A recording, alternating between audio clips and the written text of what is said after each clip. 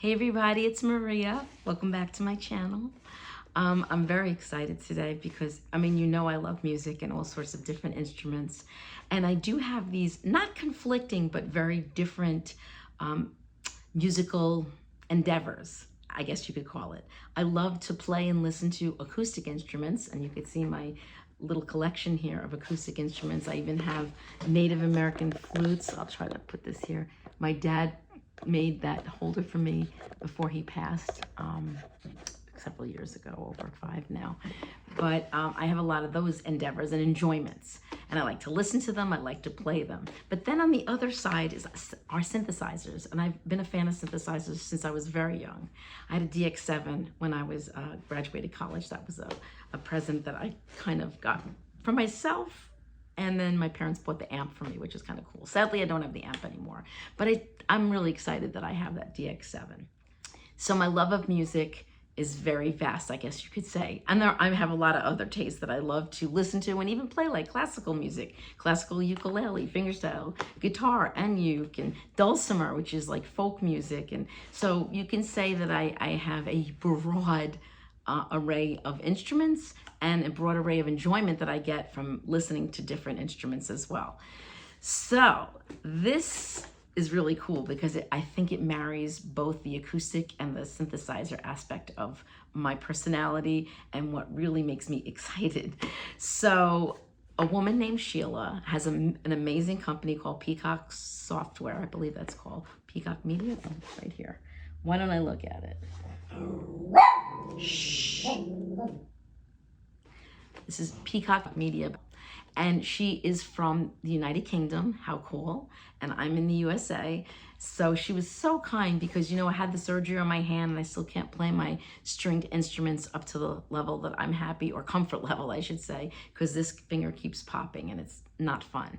So in this early stages of recovery, I actually contacted her because my friend Kale, who's got a great YouTube channel, and I'll link it, he did a few videos from this woman's instruments that she just made. I say instruments, but she also does software, and she also does synthesizers. So these are like acoustic electric instruments, except these are MIDI controllers. So there's no sound in them. You need to use software or some kind of synthesizer to make it play. That's the marriage. So when I saw this on his channel, he also gave me a shout out, which was really nice. And she saw it and she said she became a fan.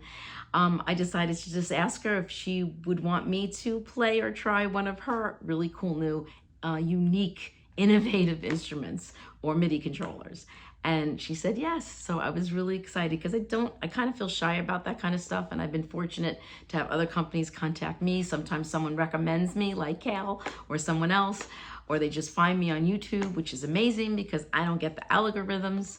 So without further ado, this came in the mail a few days ago and I'm about to unbox it. It's so light and I'm very, very excited. It's called the MidiPan, and I love that name. And I think my friend Kale helped to name it because he was one of the first people to share this with the world. So, okay, under the bubble wrap. Wow. Oh my goodness, it's small. And here's her card. And I'll put this on the screen and a link below so that in case you want to check it out, you can. Okay. And this actually has a little chart for MIDI note numbers. So very handy little chart too. All right.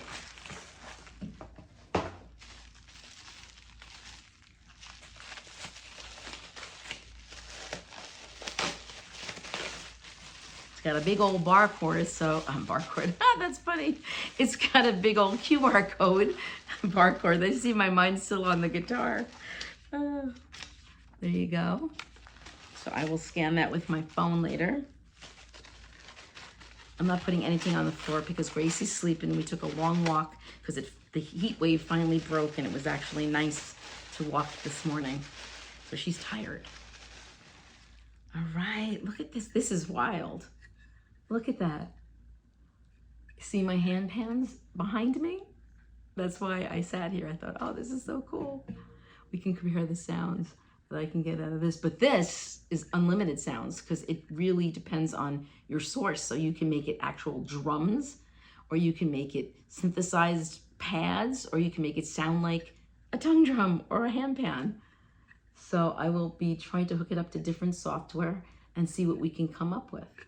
It reminds me a lot of the little synthesizer that I built. Again, I do this because I didn't really build it. I put it together during COVID, the Korg NTS-1, which is a little analog synthesizer, and it has effects, which are amazing. And it kind of reminds me of that, the way you put the pieces together. I wonder if she'll ever do that, make it like a kit for people. Because it looks like, you know, I mean, I don't have the head for how she was able to configure this or figure it out, but it's really cool. And it looks like, you know, maybe there could be a kit someday, as long as I didn't have to solder. Although we have a soldering gun now. My husband fixed one of my guitars. All right, so it's just got the little feet if you want to put it on a table. It's very thin. You could see through it.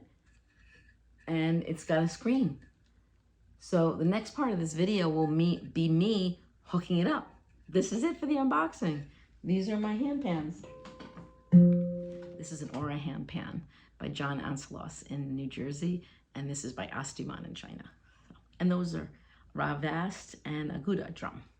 So I love these type of instruments, so this will be really fun. I'd like to see if maybe I can even play them together at some point. So stay tuned to see what I can make of this. But before I create the music, I would like to share with you, you know, how we hook it up and what different sources we can use to get the sound out. So that's really, really cool. Stay tuned. Thank you so much, Sheila, and thank you for Kale for the shout out. Hey everybody, this is just a quick handheld part of this video because I wanted to quickly see if I can attach it to either my iPad or my Mac, and it didn't work at first. And I started fiddling around. I'm sure I changed a whole bunch of things I shouldn't have on here because it wasn't working, and I was like, what? I don't understand. So anyway, I want to show you some things. So the way you access the controls is right here. There are two knobs. They're also push button, and there's also a scroll wheel. Okay, it might be hard to see it, but it's right there. And there's a reset button on the back. You need to have the right cable, and a good thing I remembered before I started thinking that, something's not working. You need to have a cord that doesn't just charge something, provides power, like if you put this to a battery brick, which it doesn't need, by the way, you need it to translate MIDI, to, you know, make it talk to each other. And so when that happens, you will get, if you're on a Mac anyway, it says allow accessory to connect. So as soon as I saw that, I was like, phew, this is what the problem was. So you need the correct cable. So just know that. And now I'm going to allow it. And I think right off the bat, I should get some sound. Oh, yay. So I have no idea what I changed here, Sheila. Hopefully I have channel 1, velocity 50, program 110. I think it was on 109. I don't really know what that means. Maybe it has to do with changing these programs.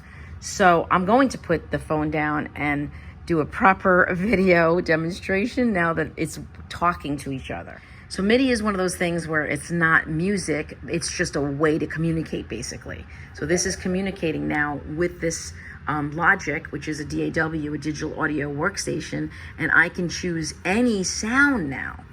And there are lots of sounds that come with Logic and some that I bought myself. Like I have the Mini Freak that came with the Mini Freak synthesizers. That's really cool. So you can, the sky's the limit. This is a MIDI controller. So you can use it as a traditional pan instrument, like a tongue pan or a hand pan. But as I said before, you can do lots of other things with it. So let's check it out. So of course I screwed around and I probably changed some things here, but this is a good time for me to show you. You put it right here where it's a USB, micro USB, which this connection feels pretty solid. I've had some bad luck with other synthesizers that had micro USB, but maybe this is okay because it's so lightweight, nothing's like pulling on it. So if you want to use USB MIDI, you would need this cable that I'm talking about. If you want to use a regular MIDI cable, or plug, I should say. I'm trying to look on my messy area here. You'd need something like this, but it has to be type A. That's what it said in the manual.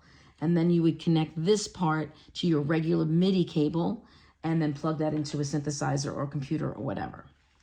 So for this video, or for this part, I'm just hooking it to Logic, and it's going right to my Mac. I had to get a little adapter for USB, whatever this B is, USB to USB-C, okay? But those are easily available. Okay, so now as soon as I plug this in, it said, do you want to allow it to connect? That made me happy. Of course, I said yes, and I didn't do anything, and right off the bat, we have sound. So I'm only going through the computer speaker, so let me try to make it that's about as loud as I can make it. There is a velocity, which is, I think, how hard you press it and how loud it will be. You can change the velocity with this scroll wheel, okay? And you choose your different menu items with the scroll wheel. So far, I barely touched the manual.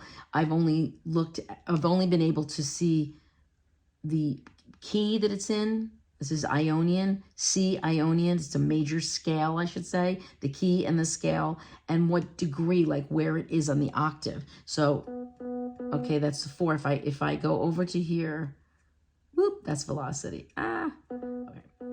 Pushing it up, okay. Pushing it up or down changes. I don't know if you can see that. Let me try to get close enough. See how it changes? So right now I could change it to a different key. It's C, but we'll keep it in C for now. And this is the 4th octave. If I want to go lower, whoop, I use this little knob, which is kind of tiny. And now it's going to go, see, it's lowered 1 octave lower. And you can keep doing that way down and way up. So we'll just leave it on 4 for now. Whoop, went to 5, so you can hear it. It's very tiny, the knob. I might have to configure something else because I have bad hands. But right now, I'll get used to it. All right, back to C. Now I have to get it. Oh, fanabula. Sometimes when you press the button, it also works. I think she said that's going to be in a future update. But it seems to work now. But let me get this down to 4. Okay. So we're back to where we started. And I'll show you how this actually resembles my tongue pans or hand pans. When you play those instruments, those acoustic instruments, they have a center ding, okay? In this case, it's actually going to follow the scale. So this would be C, although it's saying it's D. Oh, it is D. I changed it again. Managula medica. Let's go back. All right, I have to get used to... I have to get used to how you choose things around here. Okay, so we're back to C, Ionian, which is the major scale, and the octave is changed here. It's a higher octave. So now I'm going to show you how this is laid out just like any tongue drum you might buy or any handpan if it was in this key. A lot of the tongue drums follow the key where it's diatonic, so it's like do, re, mi. A lot of the handpans might skip and be pentatonic or have different notes, eliminating some notes. But for the sake of this video, this is set up just like a keyboard without the black keys. That's how a good way to look at it. So the way this is laid out, it follows the diatonic C major scale right now. We can change that. And it's just, if you want to think about it, it's like looking at the white keys on a piano starting with C. So this is like C, like middle C. I think middle C, C4. It might be C3, but I think it's C4. So C, D, E, C, D, E, F, G, A, B, C, D, E, F, G. I thought this would be A, but it goes back to C. And Kale addressed that in his video. I actually rewatched it when I also said, what? This is the same note. So I don't know if in a future update they might change the ding, or so then we would start with this or change that. I'm not really sure. But at this point, I'm not really sure why, but both of these notes are the same. Okay, so because right now it's just a piano, but we can use any sound, as I mentioned before. So let's just go into one of the different other synthesizers I have. So let's try I love this one, Animoog Z and Mini Freak. Let's try Animoog Z. It's kind of cool. You see it here? It's really kind of clever. Yeah. And when I play it now, oh my God, is that cool? As long as you hold your finger down, it's gonna play. And the trails, you can actually, which is nice. It doesn't cut off. I love that.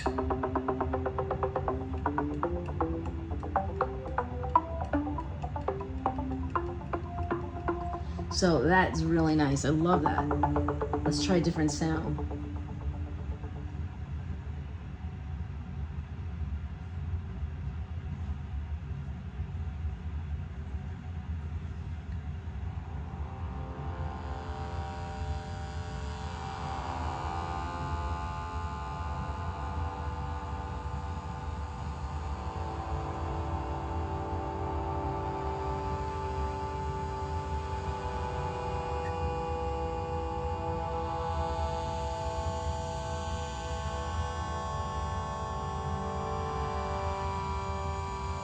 Oh, I'm gonna have a lot of fun with this. This is actually really cool.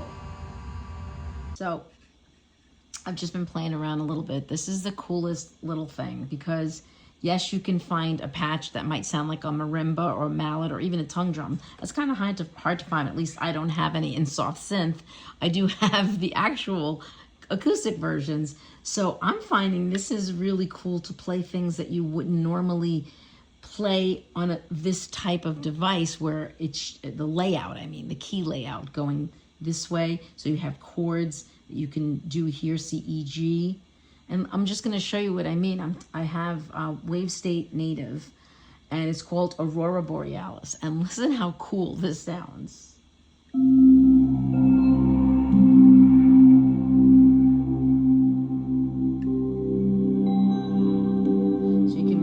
So if I put it down, I want to try to show you here. Put it down.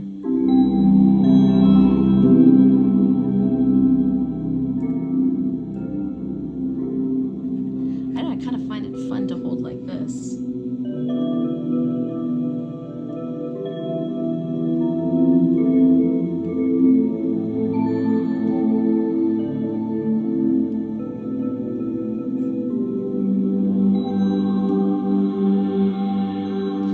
You hold it down, depending on the patch, more things might happen.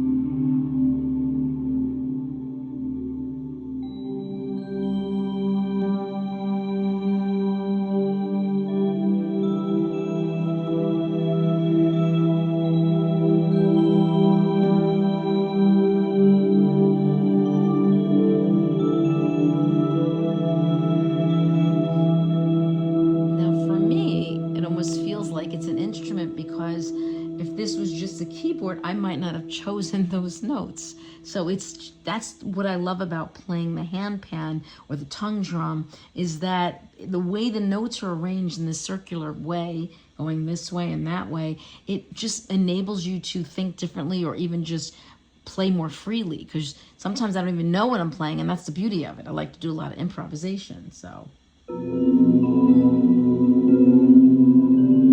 but the cool part about MIDI is if you make a mistake and you record it, you can actually fix it, which is kind of cool too. I'm more, I like the feeling of just going with it and not even worrying about changing notes. But hey, if I was doing something and everything was great but one note, I would definitely change it if I could. And with MIDI you can. And that's what this is, a really cool MIDI controller. So, and you could put it in different keys. So this is, again, the major key. Now watch how different if I choose something other than the Ionian, which is the major. Let's see if we can, how do I get that down? Right there. So it's on Ionian, which is the major, and I'm going to use the, let's see if I could push button it. Yeah, so if you push button it, now it's Lydian.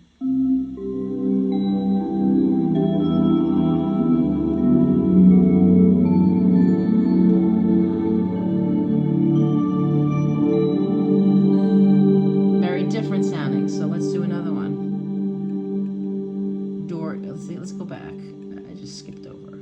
They have pentatonics, minor pentatonic.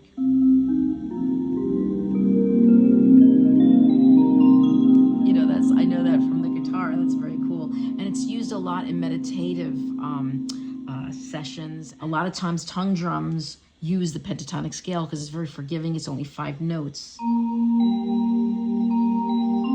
You're likely not to make mistakes. They all go together.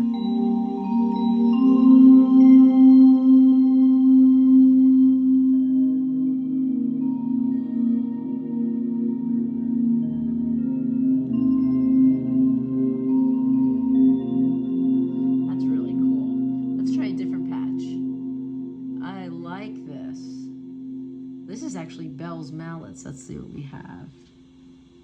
Some of these will have a lot of effects.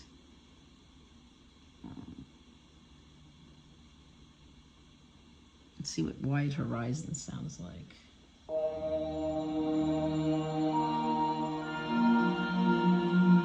We're still in the C minor pentatonic.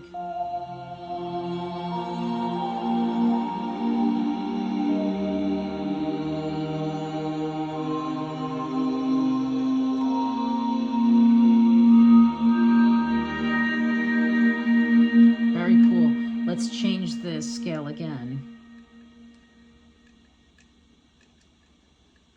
Major pentatonic.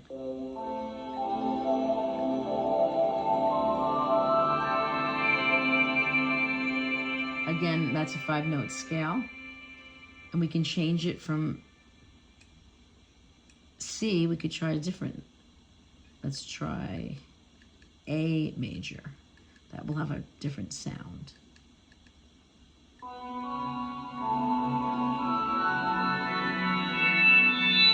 It's higher because the A note is higher than the C note. So if it's too sharp for our ears, like hurts my ears a little bit, because I wear hearing aids, let's lower it one more octave, or yeah, an octave down. So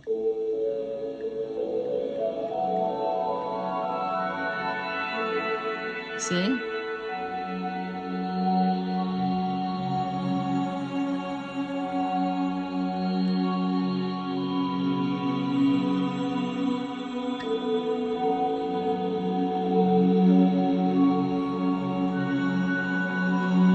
You can play chords more than one note at a time.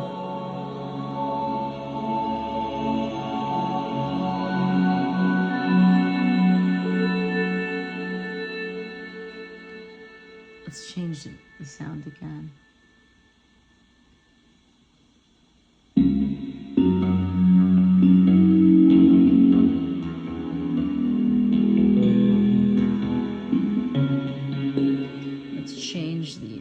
Let's go back to, whoop. I'm getting used to this now.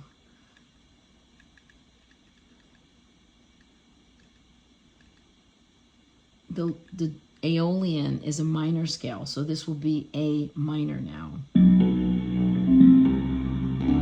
So it has like a sadder feel to it. But let's get out of this moving patch. In fact, let's get out of Wavestate altogether because that has a lot going on. So I think, you know, you could spend all day just trying to find sound. So I just found one called Silicone Pluck. I don't even know where it's from. It's somewhere. It's in the sampler in Logic.